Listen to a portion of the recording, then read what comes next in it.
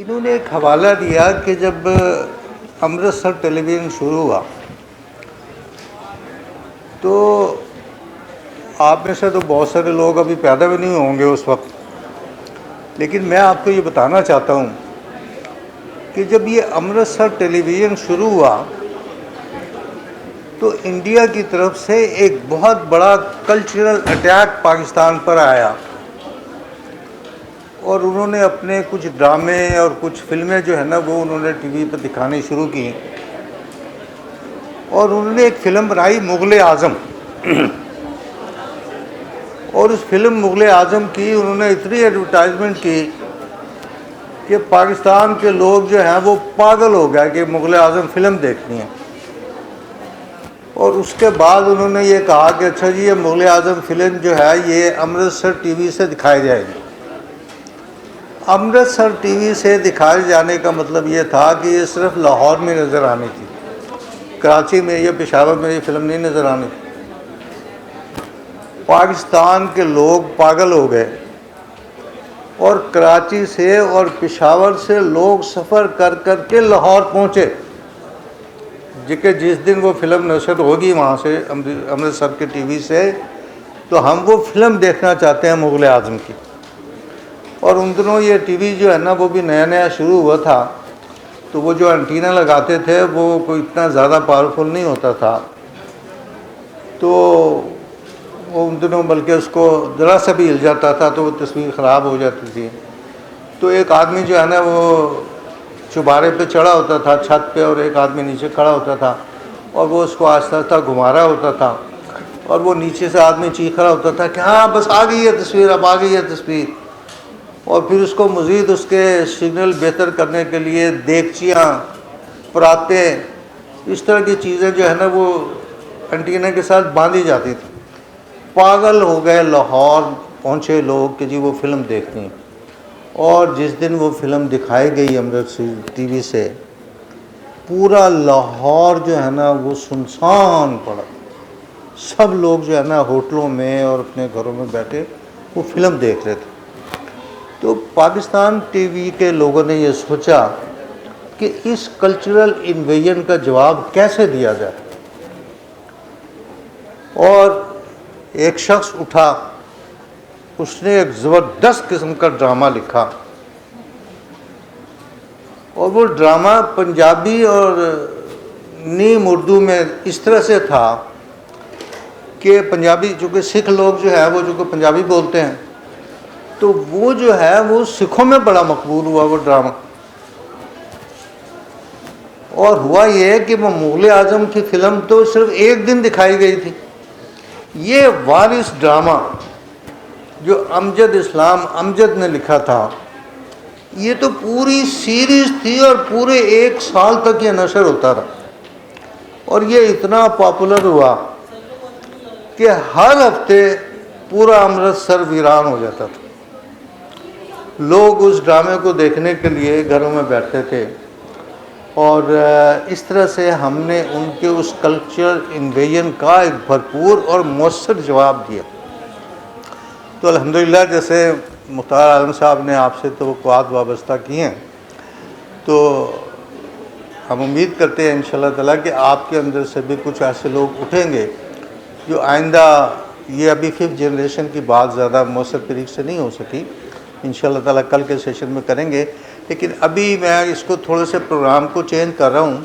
पहले प्रोग्राम तो ये था कि हम 1 बजे ब्रेक करेंगे, आप लोग टी ब्रेक करेंगे, मेहमानों को खाना खिलाएँगे। लेकिन अभी मेरा ख्याल है कि लंबा हो गया सेशन, तो हम ये करते हैं कि सग़ीर हुसैन साहब की गुफ्तगू हम सुन लेते हैं और उसके बाद हम ब्रेक कर लेंगे। आप टी ब्रेक फरमाएँ और जो कुछ भी हमारी मेज़बानी का तकाज़ों से मुमकिन है वो हम आपको पेश करेंगे और उसके बाद फिर हम ब्रेक करेंगे। तो जनाब सग़ीर साहब आप तशरीफ़ लाइए।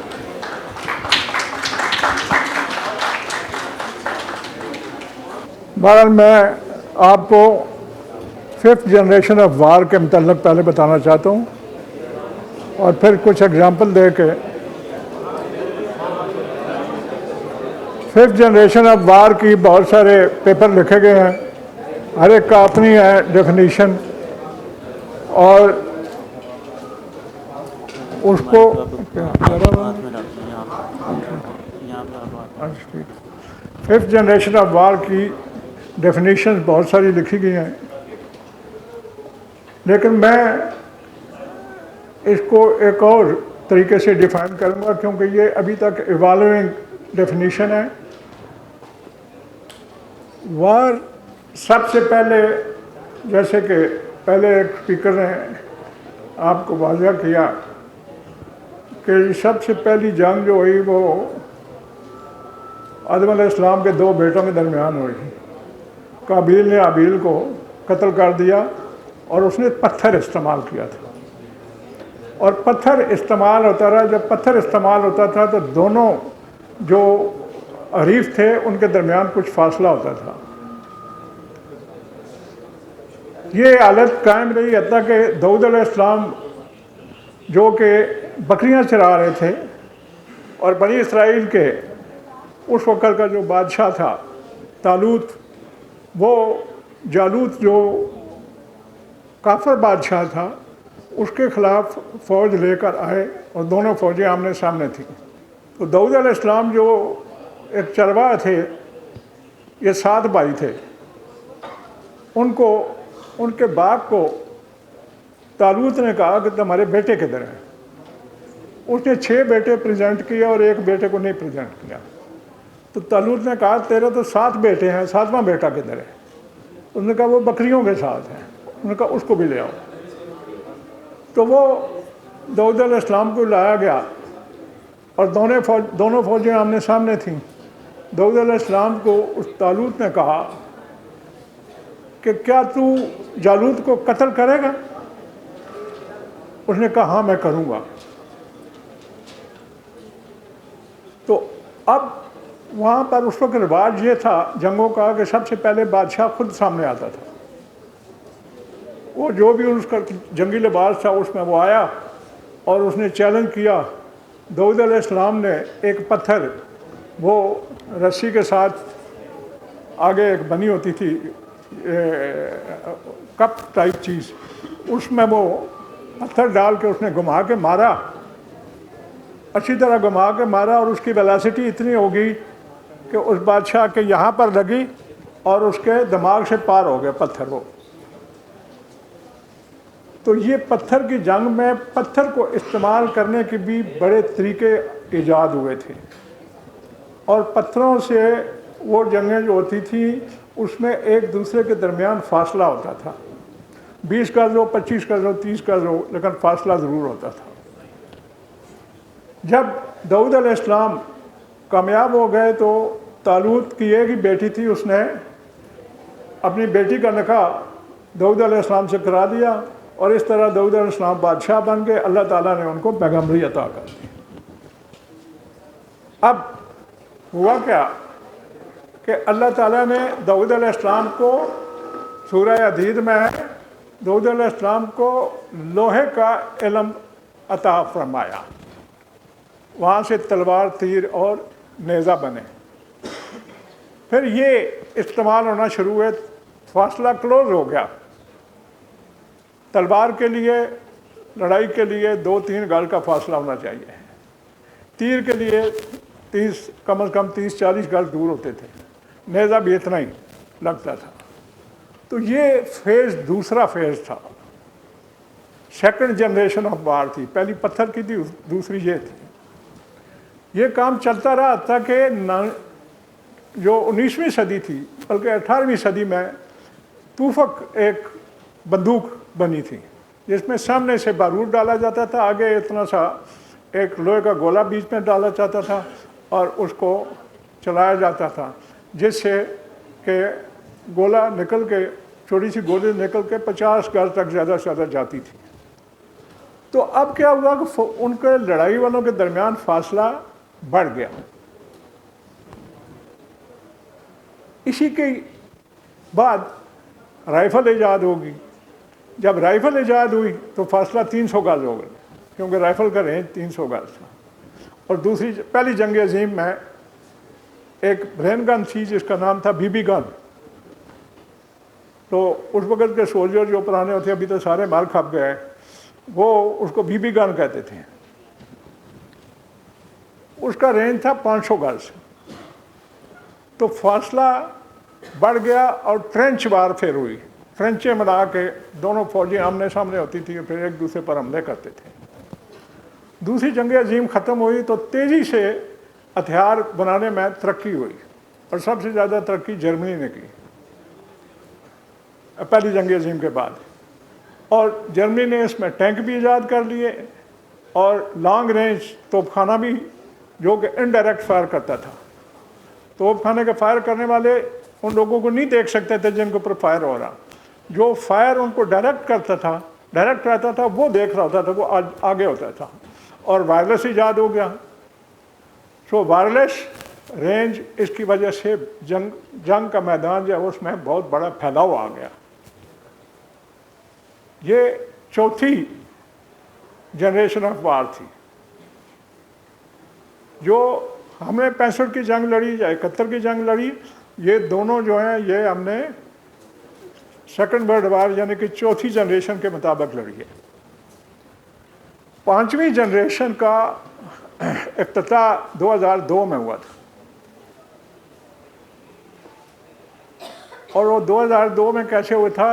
अफगानिस्तान में जो ड्रोन है, ड्रोन को प्रीडेटर कहते हैं। प्रीडेटर एक प्लेटफार्म है, उसके साथ इंजन है, वो उड़ सकता है, 24 घंटे तक रह सकता है बगैर रीफ्यूल किए। उसके ऊपर वो बारूद को मिसाइल की शक्ल में हो या बम की शक्ल में वो रख दिया जाता है, और वो इजेक्ट होकर जिधर उसने लॉन्च करना हो तो कर देता है। लेकिन इस जनरेशन में जो सबसे बड़ी इन्वेंशन थी वो कैमरा था। कैमरे ने जो जंग है उसकी बिल्कुल तब्दीली ले आया है, फैलाव बहुत बड़ा हो गया है। अब कैमरा जो है वो माउंटेड है सैटेलाइट के ऊपर। प्रीडेटर जो है उसको कंट्रोल करने वाला बंदा जो है वो बैठा हुआ है अमेरिका के किसी शहर में, और प्रीडेटर उड़ रहा है ये हमारे नॉर्थ वजीरिस्तान के ऊपर, और उसको जो वहाँ इसको कंट्रोल कर रहा है उसको सब कुछ नज़र आ रहा है कि जी नॉर्थ वजीरिस्तान में जो टारगेट उसको दिया गया है उसके ऊपर जब वो टारगेट उसको नज़र आता है वो कंट्रोलर जो है वो भी देख रहा है टारगेट को। प्रीडेटर तो बगैर इसके ऊपर तो कोई आदमी नहीं है, तो वहाँ से वो उसको ऑर्डर देता है और वाया सैटेलाइट उसको कमांड जाती है और वो अपनी हेलफायर मिसाइल जो है वो लॉन्च कर देता है। तो 2002 में पहले हेलफायर मिसाइल जो हैं वो लॉन्च हुई थी। प्रीडेटर के ऊपर 2 हेलफायर मिसाइल होती हैं। फिर अमेरिकनों ने सोचा कि नहीं ये 2 तो बहुत थोड़ी हैं, इससे ज़्यादा होनी चाहिए, तो उन्होंने एक और प्लेटफॉर्म बनाया जिसको रेपर कहते हैं। उसके ऊपर 4 हेलफायर मिसाइल और 2 500 पाउंड के बम होते हैं, यानी कि वो स्ट्रक्चर को भी बर्बाद कर सकता है, सिपाही को भी मार सकता है। तो इस तरह ये फैलाव और हो गया। अब उसके बाद जो नया उन्होंने सीरीज शुरू की हुई है उसका नाम है MAMQ। ये ड्रोन जो है इनकी कैपेबिलिटी ये होगी कि ये ज़मीन के ऊपर कहीं भी कोई चीज़ देखनी हो तो वो भी नज़र आएगी, कोई मूवमेंट हो तो वो भी नज़र आएगी, और इलेक्ट्रॉनिक वारफेयर यानी कि जैम करना है, अगर किसी इलाके में कम्युनिकेशन को जैम करना है तो वो सारी कम्युनिकेशन जैम भी कर सकते हैं। आपकी कम्युनिकेशन बिल्कुल सारी ये लैपटॉप वगैरह सब कुछ बंद हो जाएगा। और इसकी और कैपेबिलिटी ये है कि ये दूसरे जहाज़ों से लड़ाई भी कर सकता है, यानी कि फाइटर पायलट जो हैं उनकी ज़रूरत नहीं रहेगी। एक आदमी वो कई इनको MAMQ जो प्लेटफॉर्म है इनको कंट्रोल करेगा। अगर दुश्मन के जहाज़ फाइटर पायलट हैं, पायलट उनके बीच में बैठे हुए हैं, तो तब भी उनके साथ लड़ाई कर सकेंगे और इनको एक वसी इलाके के अंदर ये फैल सकते हैं। तो अब आपको समझ आ जानी चाहिए कि जो 5वीं जनरेशन ऑफ वार जो है उसकी लिमिट ये पूरा ग्लोब है। पहली जो थी वो गज़ों पर थी और अब पूरी दुनिया में किसी जगह भी। उसके बाद एक और उन्होंने अभी हाइपर सुपरसोनिक वो तैयार कर रहे हैं जो कि लॉन्च किया जाएगा और स्पेस 500 मील ऊपर उसको छोड़ दिया जाएगा। जियोस्टैटिक होता है कि ज़मीन की जो मूवमेंट है उसके साथ साथ वो भी रहता है। तो वो जियोस्टैटिक वहाँ पर ठहरेगा और अगर उसको कोई टारगेट दिया जाता है तो वो 13,000 मील फी घंटे की रफ्तार से जाके अपने टारगेट को स्ट्राइक करेगा। उसमें इंजन कोई नहीं है, उसमें सिर्फ बारूद ही है और वो जाके अपने टारगेट को बर्बाद कर देगा। अब ये बड़ी भयानक तस्वीर है, बड़ी भयानक तस्वीर है कि आप घर में बैठे हुए हैं, आपको पता ही को नहीं है, और एक प्रीडेटर आता है या एक रैपर आता है और वो एक मिसाइल फायर करता है। वो भी तो आपको देख नहीं रहा है, वो हो सकता है आपसे 40-50 मील दूर हो। वो वहाँ से ही उसको कैमरे के ज़रिए, उसमें जो रैपर प्रीडेटर है उसमें 12 कैमरे हैं और जो रैपर है उसमें 96 कैमरे हैं। तो ये सारे जो डेवलपमेंट है इनके बीच में कैमरे का बहुत बड़ा रोल है। कैमरा इसके ऊपर भी है, कैमरा सैटेलाइट के ऊपर भी है और ये दोनों आपस में इनकी कोऑर्डिनेशन है और बैटलफील्ड को इन्होंने अभी पूरे ग्लोब के ऊपर फैला दिया है। अब ये जो कैपेबिलिटीज़ हैं ये सिर्फ फ़िलहाल अमेरिका के पास हैं जो उन्होंने डिक्लेयर की हुई हैं। रशिया के पास कोई पता नहीं है उनके पास हैं या नहीं है, लेकिन इम्कान ये है कि उनके पास इनसे ज़्यादा होंगे। चाइना के पास भी हैं। चाइना ने एक तजर्बा कर लिया है जिसमें उन्होंने मिसाइल से सैटेलाइट को भी मार दिया है। अपना सैटेलाइट उन्होंने मिसाइल से गिराया और किसी मुल्क ने ये अभी तक नहीं किया है। तो ये वारफेयर जो है 5th जनरेशन ऑफ वार, ये आप ये समझ लें कि अभी ये पूरे ग्लोब के ऊपर होगी। ये लोकलाइज नहीं होगी, ना ये पानीपत में होगी तो ना किसी और जगह पर होगी, ये पूरे ग्लोब पर होगी। तो वो आपको पिक्चर देगा रियल टाइम कि इस जगह सिपाह इकट्ठे हैं। अब इस कैपेबिलिटी के साथ जो 5th generation of war initiate हुई है 9/11 से, मैं उसके ऊपर थोड़ी सी आपसे बात करूंगा। 9/11 क्या हुआ, 2 ट्रेड टावर जो थे उनको गिराया गया, उनके ऊपर 2 जाल मारे गए। अब पूरी दुनिया को पहले 21 मिनट के अंदर बावर करा दिया गया कि ये काम उसामा ने किया है। 21 मिनट के अंदर, 21 मिनट के बाद पहला जब जहाज लगा, 21 मिनट के बाद नाटो का जो सेक्रेटरी जनरल है उसने ये बयान दिया कि ये काम उसामा ने किया है। अब उसका नैरेटिव क्या था? नैरेटिव ये था कि 14 अरेबिक स्पीकिंग लड़के वो ट्रेनिंग हासिल कर रहे थे जहाज़ चलाने की, पायलट की ट्रेनिंग हासिल कर रहे थे और उन्होंने ये जहाज़ हाईजैक कर लिए और उन्होंने ये कार्रवाई की है। 4 जहाज़ हाईजैक हुए, 2 वर्ल्ड ट्रेड टावर्स में लगे हैं, एक में एक लगा है, दूसरे में दूसरा लगा है, एक जो है पेंसिल्वेनिया में गिरा है और एक जहाज़ जो है वो पेंटागन जो उनका GHQ है उसमें जाके लगा है। एक साहब है, उनका नाम है शहरी महशान, उन्होंने एक किताब लिखी है 9/11 द बिग लाई और उसने टाइटल के ऊपर फोटो लगाया है पेंटागन का। पेंटागन का जो बड़ा है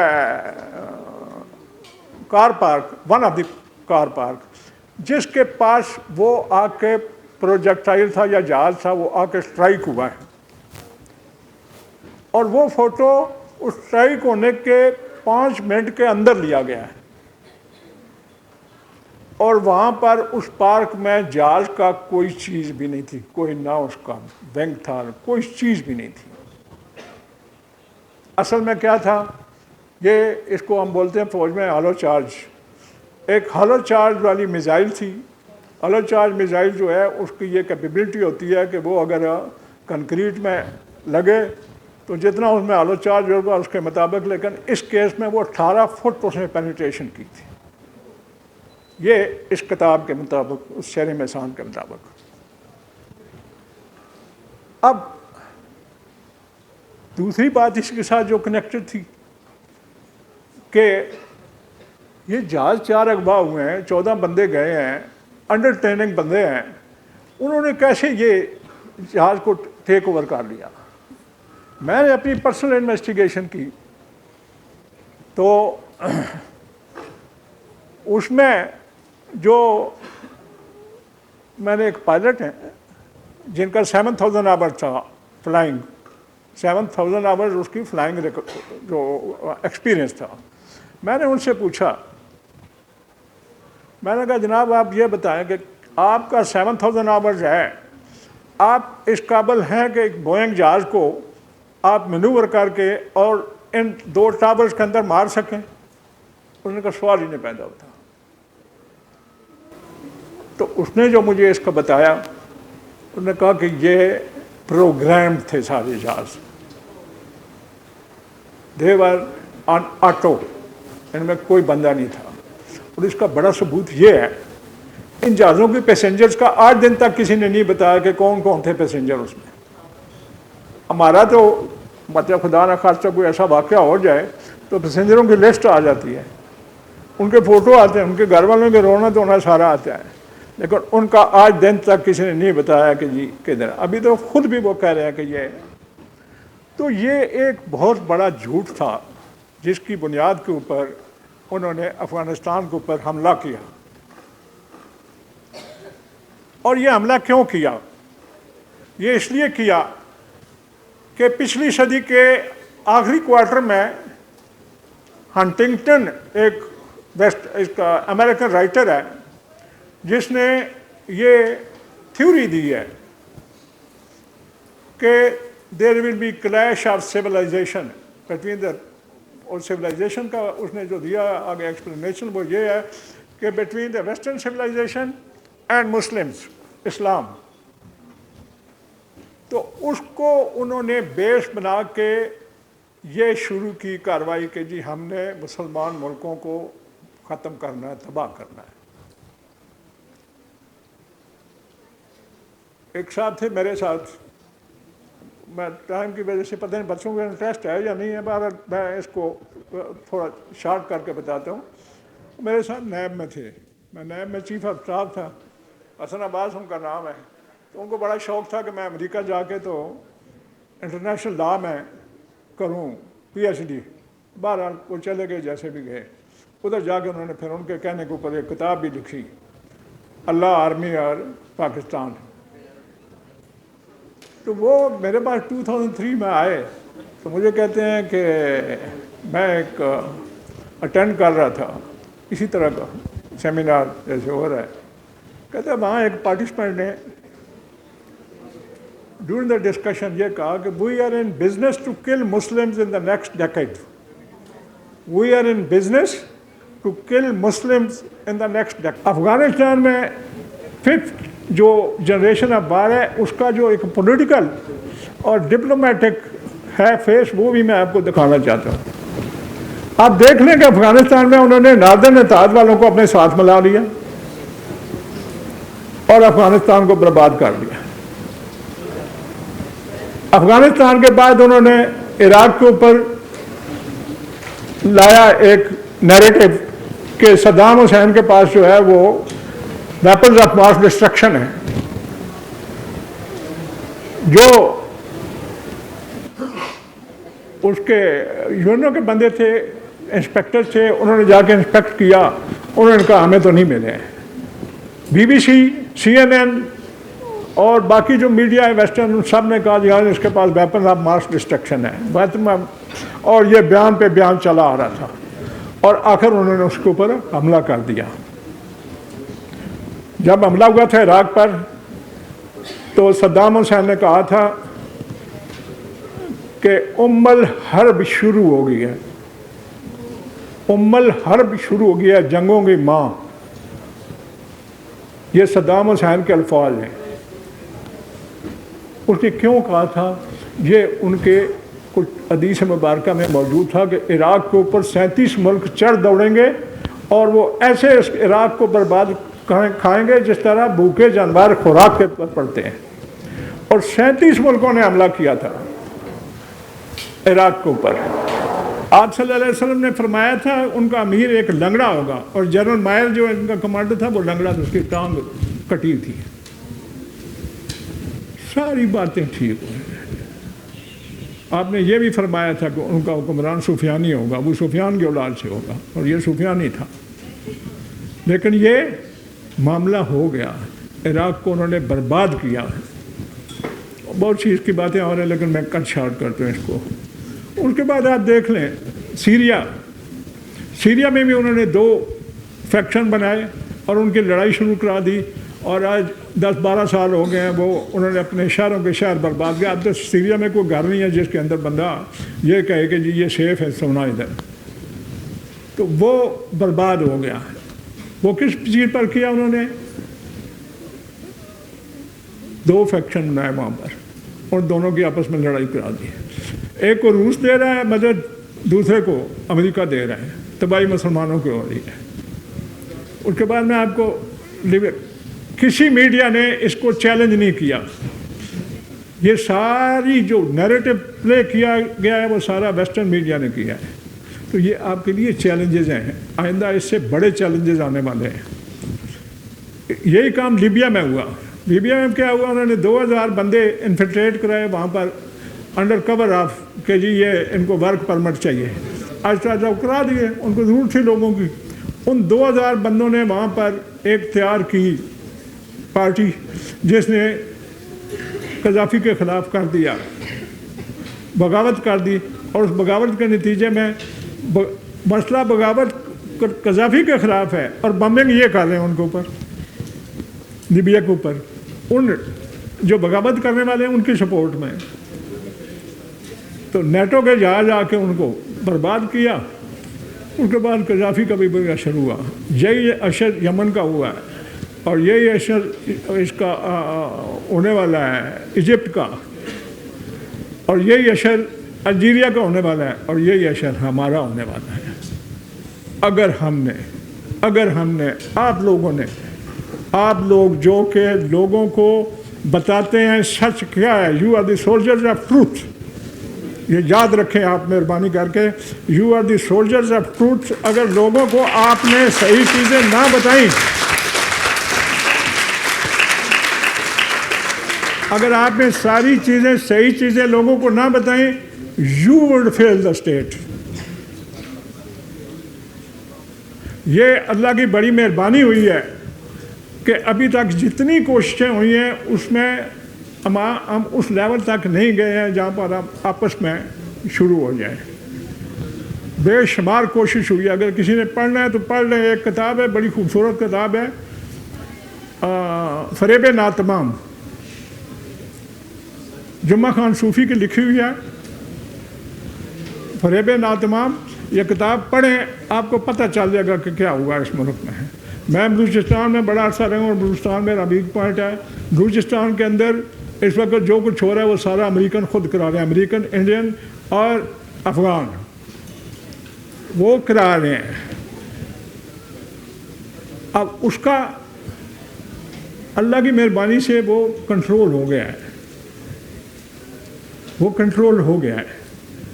लेकिन ये नहीं है कि वो अपनी कोशिशें ख़त्म कर देंगे, वो आपको तकसीम करने की कोशिश करेंगे। आपने एज मीडिया के जो है एक्सपर्ट्स, आपने इस कौम को यूनाइट रखना है। बाकी बहरान है इस वक्त अमाल का। अमाल जब तक दुरुस्त नहीं होंगे तो कुछ भी नहीं होगा। मैं एक छोटी सी वाक़े से बात ख़त्म करता हूँ। डॉक्टर साहब ने मुझे इसी जगह बुलाया, आज से 4-5 साल पहले की बात है। तो उन्होंने कहा कि जी आप आए, ज़रा कोई बात करनी है आपसे। मैं आ गया इधर, तो इधर एक दफ्तर में 5-6 हज़रात डॉक्टर साहब के साथ बैठे हुए थे।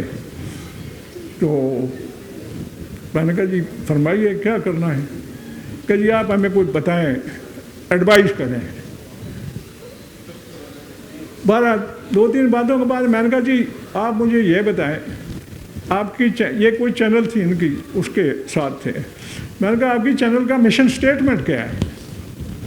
तो वो सारे मेरे मुंह की तरफ देखना शुरू हो गए कि ये क्या कह रहा है, कि जी आपका क्या मतलब है। मैंने कहा मैं कह रहा हूँ कि आपका मिशन स्टेटमेंट क्या है।